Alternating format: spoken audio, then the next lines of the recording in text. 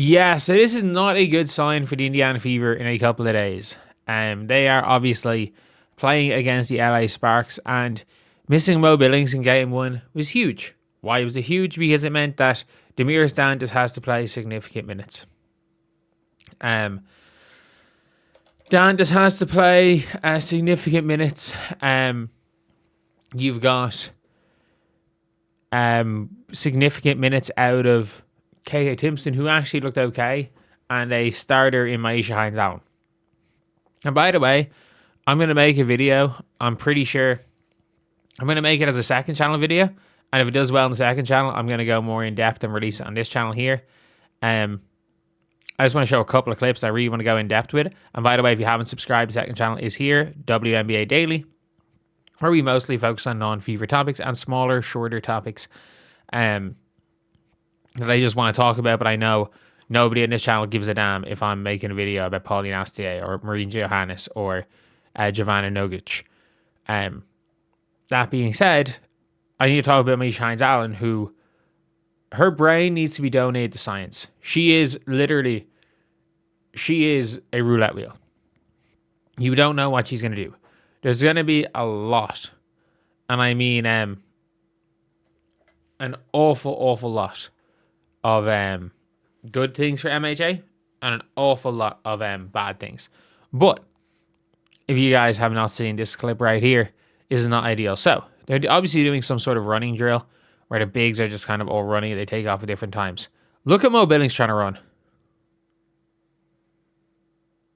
This is a speedster. This is a rim running power forward.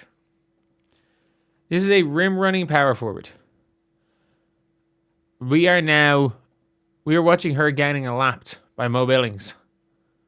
She can't run. The whole team are sprinting. And Mo Billings is struggling to run. And by the way, MHA keeping up speed for speed with Aaliyah Boston, despite the fact she doesn't look like she's running, is kind of crazy. And Damiris Dantas, holy crap, she is slow. She is getting burned by everybody. But this does not look like a player that's going to be ready to play in 48 hours. She is not moving well. She is not moving well at all. If we're going to be honest,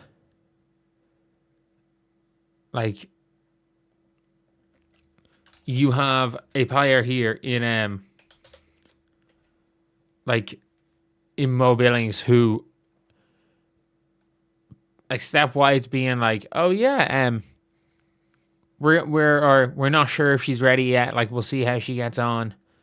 And I'm gonna be completely honest here. You don't need to know. You don't need to have we'll see, we don't know yet, in terms of an injury report, when it's very clear she can't run. She can't run. She could be out for longer than a week or two. And she checked herself out of the game early enough in the game. She checked herself out pretty early in the game against Nigeria. Did not look good. Was down. Had to come out immediately. And look, I don't think it's anything major. I really don't. My guess is she's probably going to be back. I don't know when she's going to be back, to be honest. The Fever will never give a timeline on a player being back again. That's just the way they go. But you're the odds of her playing in LA is low. When they come back on Friday night to play Washington, maybe she plays. Saturday or Sunday in Seattle, or Sunday in Cambridge against Seattle. They have a bunch of home games in a row. She probably is. I'd say she might be back for this game Sunday, maybe the game next Wednesday. But realistically, she's gonna be back somewhere between. She's probably gonna be back somewhere between Mystics and Fire.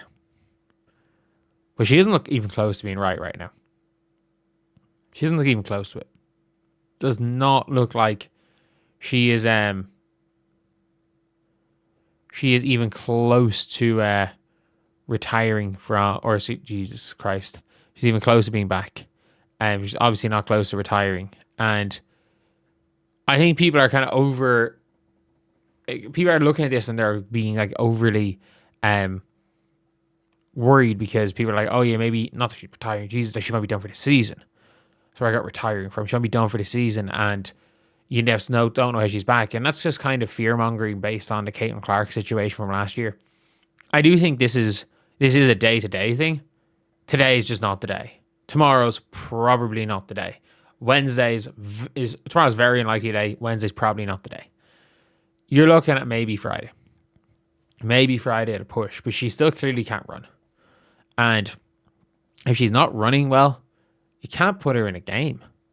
Especially because it's game 2. Yes, there is a very good chance the Indiana Fever lose this game to the Sparks. As much as the Sparks stunk against the Las Vegas Aces, you have to take into account it's 10 p.m. It's a 10:30 p.m. Eastern time game.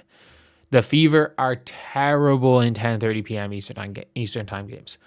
The only one that I can remember them winning was against the 9-win. I can remember winning 2. They beat the Wings once, when I think Caitlin had 35, and they beat the Sparks, the 9-win Sparks. Barely beat the 9-win Sparks, and Caitlin had a triple-double. Barely beat the 9-win Sparks. Yeah, they're really bad. Really bad. Actually, did they win a 10:30 p.m. Eastern time game in they might have won one without Caitlin.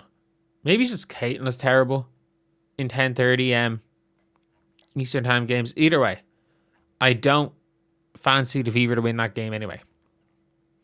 But you come in and it's you play a Mystic, Storm, Fire, Valks. You've got to win all 3 of these games. If you lose one of these games, something's seriously wrong. And if you get swept by the Valks and the Portland Fire. Now, how many games is that? So their own 1, so 2, 3, 4, 5, 6, 7, 8. So after 8 games, if they're not 5-3, I would be concerned. You can give them 1 loss against the Valkyries. If it happens, it happens. You can give them 1 loss against the Valks. Cool. You can give them 1 loss that they shouldn't lose in all of these games. Maybe a loss against the Sparks. But they just have to beat the tanking teams. They have to beat the tanking teams. The Mystics lost to a shell of a Liberty team.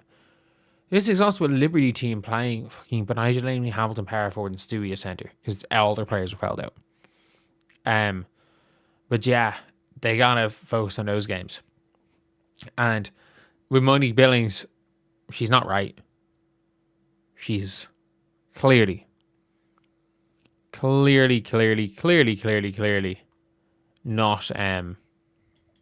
right, and I just don't see her being right for tomorrow. Anyway, see you guys.